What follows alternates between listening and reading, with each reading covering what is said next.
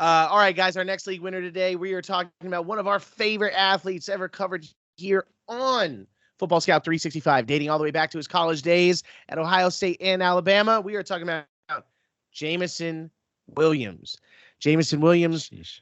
we have waited for him to make his debut. It was electric when he came out.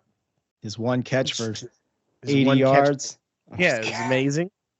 Whoa. And then now he got suspended for the gambling. It's been a little concerning because when guys don't make it to the field that much in their first 2 years, you're like, what's going on? Yeah, You know what I mean? It's frustrating. And he was already coming off a huge injury. But you're all in, huh? He's only 32% rostered. If he's not rostered in your league, like this is someone who could come off just out of nowhere and just drop like 120 yards and 2 touchdowns next week. And none of us would be surprised in this podcast, correct? Yeah, like let's just hope for like a healthier Will Fuller, right? A dude who can just That's a separate good down way the of looking field, at it. separate down the field, get you those big boom plays. A dude who can give you 14 points in like a single play, right? You know, some of that Stephon Diggs down the field, boom play. Jameson Williams, obviously not Stephon Diggs type of player, but he is that field stretching player that the Lions absolutely need to add. And I think, man, dude, he's the one who could elevate this thing even more. Earlier, we were talking about our top 5 teams. We talked about the Lions being in the top 5, potentially a top 5 team in power rankings, at least on my list so far. Mainly, I was talking about Aiden Hutchinson being the elevator of the defense.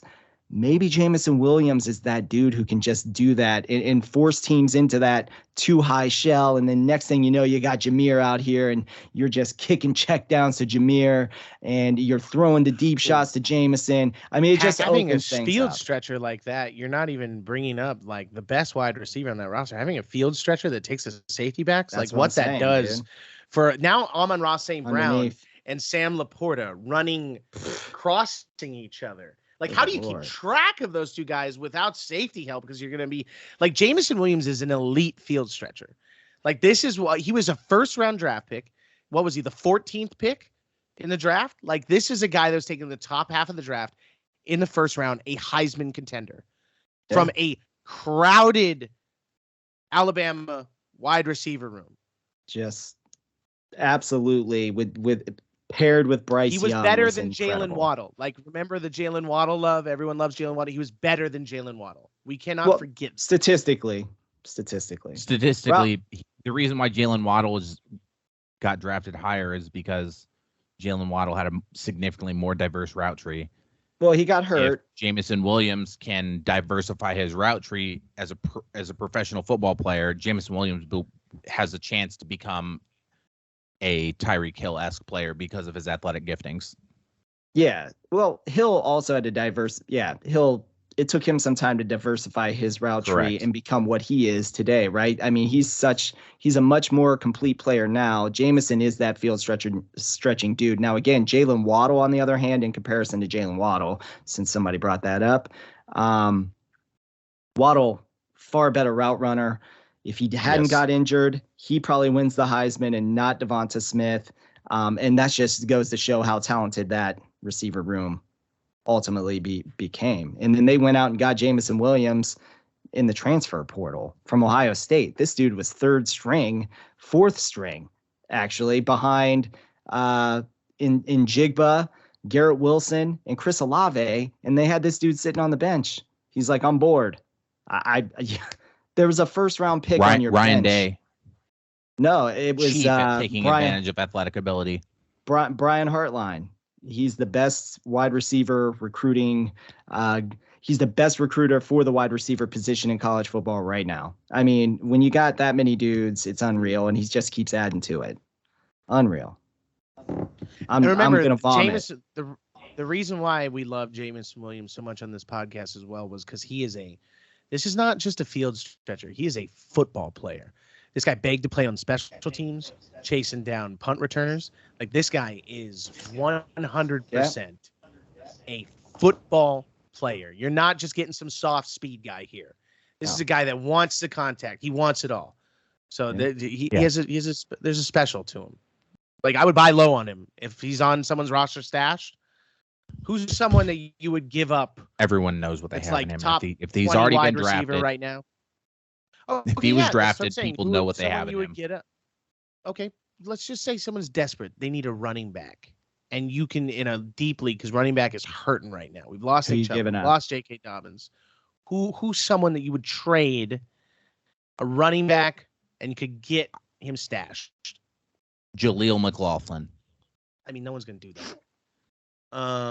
Because running back depth is hard to do, So like we're always in that situation. I feel like in every league, I'm either that was one of the names that first came to mind, but I'm like, I can't give up that volume.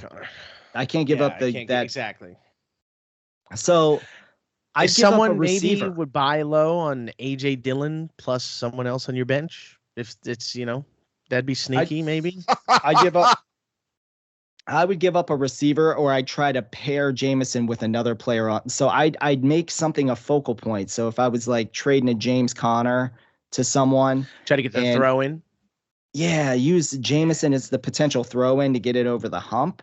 So somebody who, like, all right, let's just say you're one of those people out there that thinks when Cooper Kupp comes back, Puka Nacua is not going to be as, utilized, right? Yeah. It's not true if you're astute. Sneaky. For redraft, 100%. But that's not necessarily true, just so people know, because he's been playing a lot more on the outside.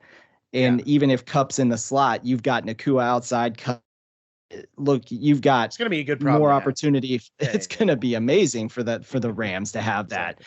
So it works out. As a field stretcher now, it's like it's a nice little.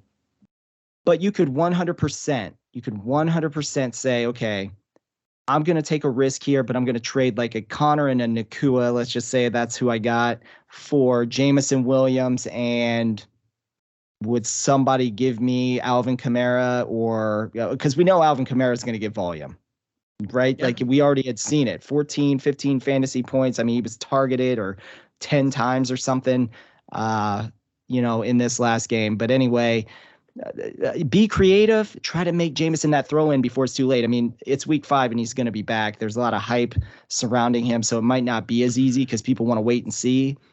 So we've talked about Michael Thomas on this channel, and Michael Thomas has been getting steady targets. That is someone you might be able to flip straight up. Someone will be like, "Oh, he stayed healthy. He's getting the targets." Someone might be like, "Yeah, I'll do that." No, 100%. If I'm a Michael Thomas owner, if I'm a Michael Thomas owner, I would definitely try to flip. But don't flip, guaranteed wide receiver. Targets. I don't think it's that, but that's the thing. He's lost his explosiveness, and he wasn't ever a super explosive guy. No, he wasn't. And that's why I just don't think I would rather have the field stretcher. You know what I mean? You're probably not relying on that boom moment down the stretch. Because he's definitely not your number one wide receiver, Michael Thomas, where he was drafted. So, and if he is, I'm sorry. Better luck next year. Yeah.